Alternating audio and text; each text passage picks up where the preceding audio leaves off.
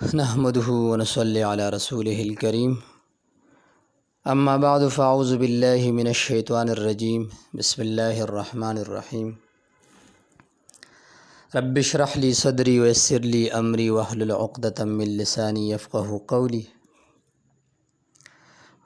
اللهم صل على محمد النبی الامی وعلى آلہ وسلم تسلیما کثیرا سبحان ربک رب العزة عما یصفون وسلام علی المرسلین والحمد للہ رب العالمین۔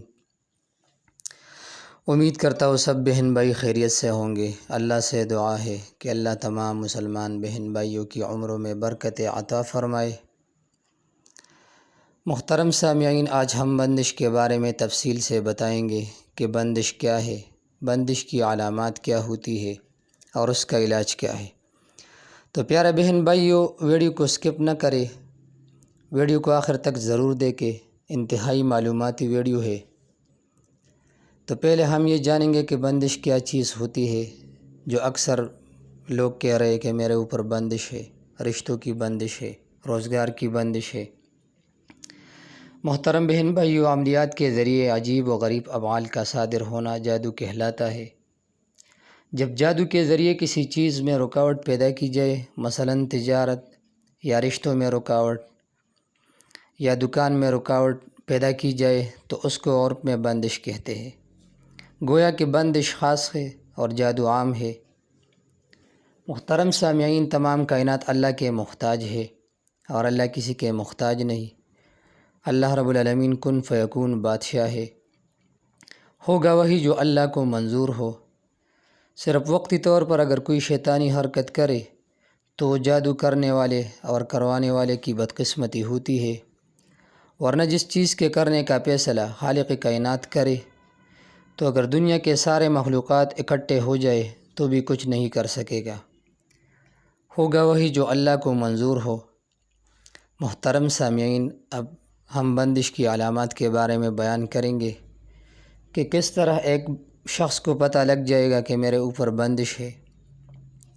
ویسے تو بندش کی بہت زیادہ علامات ہوتی ہے، لیکن چند بڑے علامات بیان کرتے ہیں۔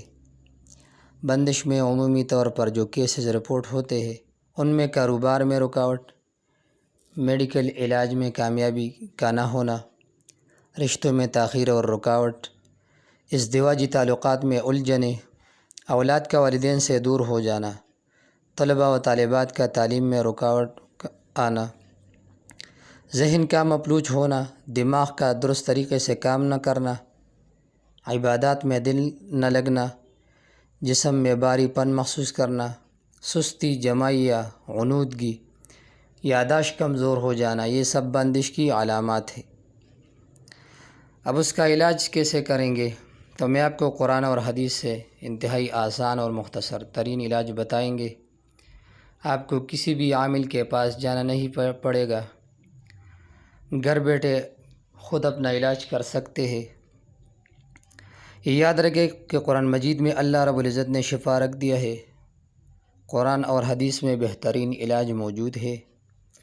روزانہ نماز فجر کے بعد 7 مرتبہ سورۃ الفاتحہ، 7 بار آیت الکرسی، 7 بار سورۃ البقرہ کی آخری 2 آیات اور 4 قل 7 بار پانی پر دم کر کے پیا کرے۔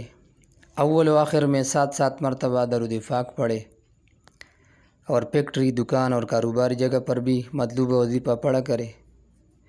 21 دن یہ عمل کرے، انشاءاللہ العزیز بندش کی نام و نشان بھی باقی نہیں رہے گی۔ یہ ایک گارنٹی شدہ عمل ہے، انشاءاللہ آپ کو اس سے بہت فائدہ ملے گی۔